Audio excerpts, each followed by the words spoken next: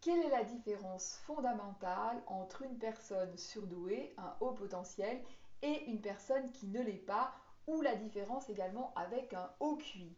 Si vous cherchez de l'information sur le sujet, peut-être avez-vous remarqué que certains spécialistes, certains psychologues ne font pas la différence entre un surdoué et un haut QI. Pour eux, un surdoué, c'est une personne avec un QI supérieur ou égal à 130, hein, même si certains spécialistes, certains psychologues valident un petit peu moins, mais pour eux, c'est la même chose.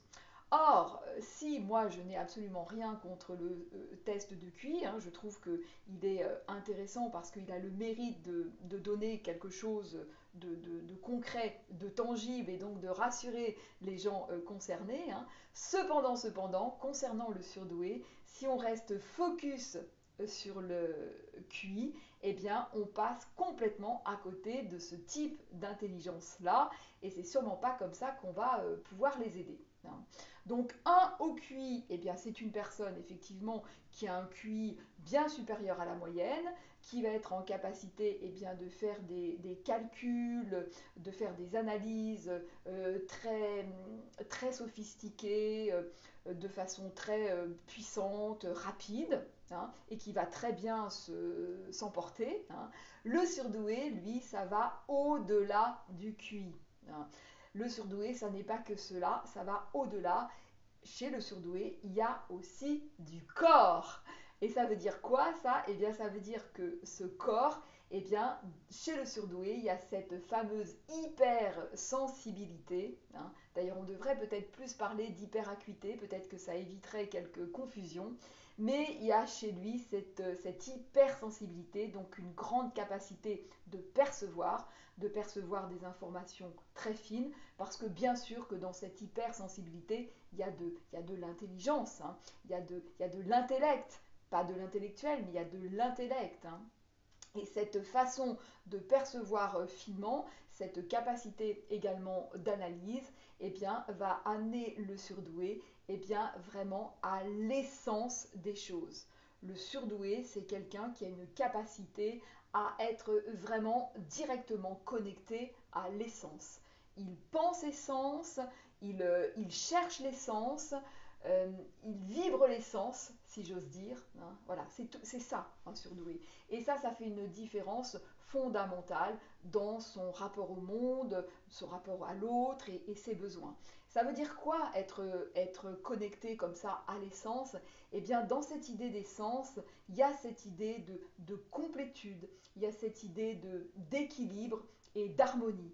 Il y a aussi l'idée eh bien, du corps et de la conscience. Il y a l'idée également de l'engagement. Hein, et le surdoué, c'est tout ça. C'est ce que je vous dis souvent dans mes vidéos. Hein, c'est que chez le surdoué, il n'y a pas ce côté fragmenté et morcelé. Hein, il n'y a pas c'est pas ou, c'est et. Hein. C'est le ciel et c'est de la terre. C'est du féminin, du masculin. C'est du tangible, de l'intangible, du rationnel, de l'irrationnel.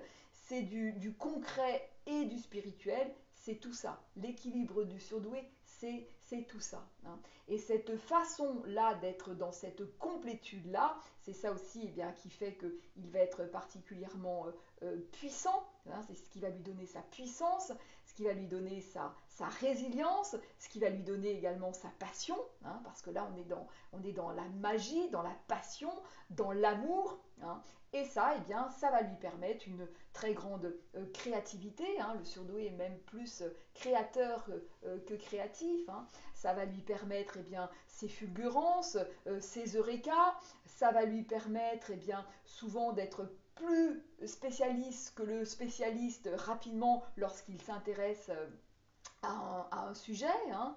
Euh, ça va lui permettre tout ça. Ça va lui permettre aussi cet aspect visionnaire qu'ont certains surdoués. Hein. Euh, c'est cet aspect un peu médium hein, qu'ont d'autres, hein, et parfois les mêmes. Ça va lui permettre également une approche très juste des choses. Hein. Le surdoué, ça va être quelqu'un qui va très rapidement choper la dissonance hein, des choses. Il est en capacité de tout de suite voir ce qui ne va pas, hein. Ce que ne fera pas, par exemple, un haut QI qui pourra comme ça mouliner tel un ordinateur. Alors je dis ça sans mépris aucun, hein, c'est pour l'image, hein, tel un ordinateur mouliner des données, mais si les données sont fausses, eh ben, il ne s'en rendra pas compte. Le surdoué, lui, oui, quand il y a quelque chose de faux, il s'en rend compte parce que justement, il y a du corps, hein. Et la dissonance, il sait la choper, il sait prendre vraiment la bonne information et se départir de la mauvaise, hein. Il sait vraiment séparer le bon grain de l'ivraie, hein, comme on dit, hein. Donc le surdoué, c'est quelqu'un qui est vraiment dans cet aspect très vivant, et c'est pour ça aussi que j'aime parler de l'intelligence du vivant, parce qu'il est dans ce rapport au vivant très fort et très intime, hein. C'est pour ça que les surdoués, eh bien, adorent la nature, les animaux. Là, il y a quelque chose de un lien très facile et très intime, hein. Les surdoués aiment beaucoup tout ce qui est ce côté plein et simple des choses, hein. Cette matière, cette terre, voilà, c'est plein, c'est sain, c'est équilibré. Pour eux, c'est très important, et bien sûr, ça leur fait du bien quand on est dans cette entièreté-là, parce que ça correspond vraiment à leur vibration intérieure, hein. Voilà, donc le surdoué pour moi est forcément un être spirituel, c'est forcément également un artiste, hein. Un artiste, ça veut pas dire être artiste, ça veut pas dire avoir une profession forcément artistique, hein. C'est vraiment une façon d'être au monde, hein. Et pour moi, le surdoué est forcément un artiste, et même s'il s'exprime de façon plus intellectuelle, hein, eh bien, ça, voilà, il y a des surdoués, les surdoués qui font des maths le font de façon très artistique, hein. Donc le surdoué peut s'exprimer de façon plus intellectuelle, plus manuelle ou plus artistique au sens premier du terme, mais il y a toujours cette forme très artistique parce que très créative, hein. Voilà. Donc ça, c'est vraiment quelque chose de tout à fait fondamental que je vous partage aujourd'hui, parce que si le surdoué ne comprend pas ça, eh bien, il va chercher en quelque sorte son équilibre dans du déséquilibre. Il va être tenté, eh bien, soit de se scinder, soit il va avoir, voilà, il va essayer de se suradapter et de faire fonctionner euh, sur, sur deux dimensions ce qui doit fonctionner sur du trois dimensions, hein. Donc c'est vraiment tout l'objet notamment de mes accompagnements, hein, de comprendre ça et de voir, eh bien, comment on peut s'accorder cette pleine dimension, hein, cet aspect comme ça très plein et très équilibré. Et voilà, et pour bien, que les surdoués puissent vraiment exprimer de façon satisfaisante ce qu'ils ont à exprimer, et non pas qu'ils se réduisent, et puis finalement, eh bien, c'est absolument pas satisfaisant pour eux, c'est souffrant, et puis ils se dépriment, hein, comme ça, ils se dépriment, et c'est normal, parce qu'il y a, ils ne sont pas dans leur équilibre au sens premier du terme, hein.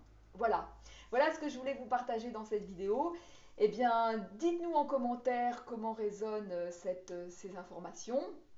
Et puis n'oubliez pas, eh bien, de la liker, n'oubliez pas de vous abonner, de partager, et je vous dis à très vite dans une prochaine vidéo.